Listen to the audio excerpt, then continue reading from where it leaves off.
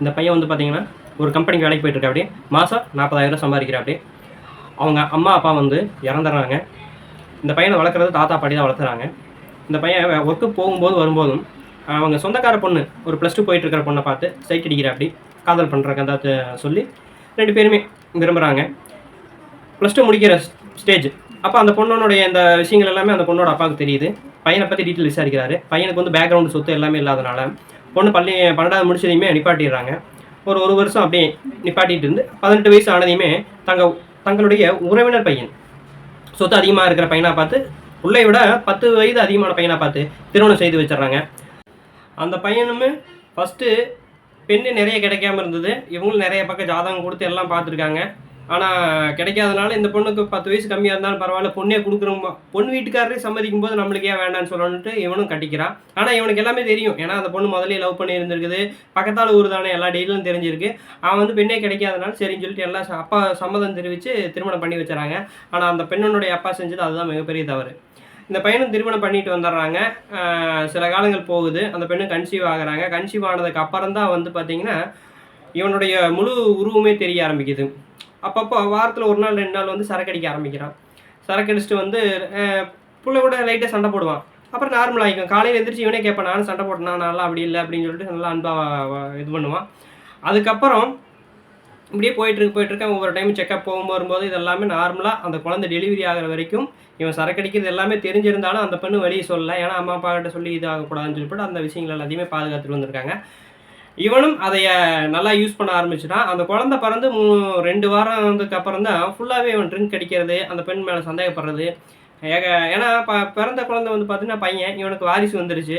அந்த ஒரு ஆணவத்தில் இவன் எல்லாமே ஆப்போசிட்டாக பண்ண ஆரம்பிச்சிட்டான். அந்த பொண்ணை வந்துட்டு அவங்க அம்மா வீட்டுக்கு கொண்டு போயிருந்தா இவன் அங்கேயே சரக்கு அடிச்சுட்டு போகிறது, அவங்க அம்மா அப்பா முன்னாடியே வந்து சண்டை கட்டுறது, எல்லா வேலையும் பண்ண ஆரம்பித்தான்.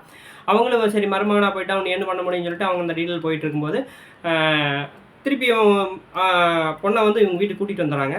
கூட்டிகிட்டு வந்து ஒரு 6 மாதத்துக்கு அப்புறம் கூட்டிகிட்டு வந்ததுக்கப்புறம் இவன் ஃபுல்லாகவே அந்த பொண்ணை அடிக்க ஆரம்பிக்கிறான். அடிக்க ஆரம்பிக்கும்போது அந்த பொண்ணுக்கு வந்துட்டு தோணுது, இவன் எவ்வளோ பெரிய குடும்பக்காரனாக இருக்கான்னு சொல்லிட்டு அவங்க விஷயங்களை தோணுது. ஆனால் பிறந்த குழந்தைக்காக இவங்க வந்து பல விஷயங்களை வந்து தவிர்த்துட்டு வந்திருக்காங்க.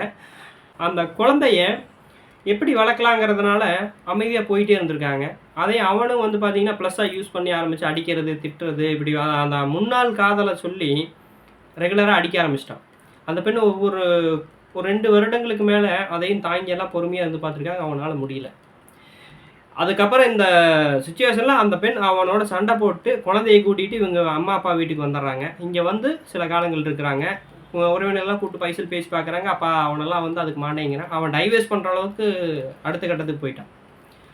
இந்த பொண்ணு அவங்க அம்மா அப்பா வீட்டில் இருக்குது. அப்போ வந்து பார்த்திங்கன்னா பழைய காதலன் வந்து பார்த்திங்கன்னா இன்னும் வந்து திருமணம் ஆகாமல் இருக்கான். இவங்களையும் நினச்சிட்டு இருக்கான். அவன் வந்து பக்காவான கோல்டு, அதாவது தண்ணி அடிக்கிறதோ மற்ற எந்த கெட்ட வழக்கமும் இல்லாத பையன். அவனை வந்து இந்த பொண்ணு பார்க்குறாங்க. எதிர்ச்சியாக ஒரு சம்பவம் அதாவது நோம்பியில் பார்த்து பேசி ஆரம்பிக்கிறாங்க. இவங்க வந்து பேசும்போது மற்ற பழைய காதல் இல்லாமல் இருந்தாலும் அந்த ஒரு ஈர்ப்பு இருக்கும் இல்லையா, அதில் பேச ஆரம்பிக்கிறாங்க. அந்த பெண்ணுக்கு குழந்தைக்கும் சரி இவன் கொஞ்சம் கார்டினாக இருந்து பார்த்துக்கிட்டு இருக்கான். அந்த பெண்ணுக்கு உடல் நலக்குறைவு ஏற்பட்டாலும் சரி, அந்த குழந்தைக்கு உடல் நலக்குறைவு ஏற்பட்டாலும் சரி, அவங்க அப்பா பார்க்குறதுக்கு முன்னாடி இந்த பையன் கூட்டிகிட்டு போய் எல்லா விஷயங்களும் பார்க்குறான். அந்த குழந்தையும் நல்லா பார்த்துக்கிறாங்க. இப்படியே சில காலங்கள் போயிட்டுருக்குது. அப்போ தான் இந்த பெண்ணினுடைய தங்கச்சிக்கு மாமா மேலே ஒரு ஈர்ப்பு வருது. நம்ம அக்காவை காதலிச்சாரு, கல்யாணம் பண்ணதுக்கப்புறமும் வேறு ஒருவனு அக்கா கல்யாணம் பண்ணினதுக்கப்புறமும் இப்பவும் அவ்வளோ பாசமாக இருக்காருன்னு சொல்லிட்டு ஒரு ஈர்ப்பு வருது. இந்த பொண்ணுக்கு ஒரு லவ் தோண ஆரம்பிக்குது. ஃபஸ்ட்டு இந்த பொண்ணு அதை வந்து வெளியே சொல்லவே இல்லை. இந்த குறிப்பிட்ட சில ஹெல்ப்பிங் எல்லாம் பார்த்ததுக்கப்புறம் அந்த பொண்ணு ஃபஸ்ட்டு போய் அவங்க அக்காட்ட தான் சொல்லுது, அக்கா நான் இப்படி வந்து மாமா இவங்களை லவ் பண்ணுறேன் அப்படின்னு சொல்லும்போது அவங்களுக்கு ரொம்ப சந்தோஷம். சரி இவனை வந்துட்டு எப்படியாவது நம்ம தங்கச்சி கல்யாணம் பண்ணி வச்சிடலாம், நமக்கு கிடைக்காத அந்த அன்பு பாசம் நம்ம தங்கச்சி கிடைக்குதுன்னு சொல்லி அந்த அக்காவும் வந்து பார்த்திங்கன்னா காதல்கிட்ட பேசுகிறாங்க. இந்த பொண்ணையும் பேச சொல்கிறாங்க. ஃபஸ்ட்டு அவன் வந்து மறுத்துறான். இப்போ இவங்க எல்லாமே பேசி பிரெயின் வாஷ் பண்ணும்போது அவனும் சரி அப்படின்னு சொல்லிட்டு அந்த பெண்ணும் இவங்களும் 2 பேர் லவ் பண்ண ஆரம்பிக்கிறாங்க. இவங்க 2 பேர் லவ் பண்ணும்போது ஃபஸ்ட்டு அவங்க அப்பா எப்படி வேண்டான்னு சொன்னாரோ அதே சுச்சுவேஷனில் தான் இப்பவும் இந்த பெண்ணினுடைய 2வது பெண்ணினுடைய காதலையும் வந்து ஏற்கிறதுக்கு அவர் மைண்ட் வரல. ஏன்னா சொத்து கம்மியாக இருக்குது, இவன் மாதம் சம்பளத்துக்கு போயிட்டுருக்கான், தோட்டங்காடெல்லாம் இல்லை, சொந்தமாக வீடு மட்டும்தான் இருக்குது. இதை எல்லாமே பார்த்துட்டு அவன் பெண்ணினோட அப்பாவை வந்துட்டு பழையபடி இவன் ஆகாது அப்படின்னு சொல்லிக்கிட்டே இருக்காங்க.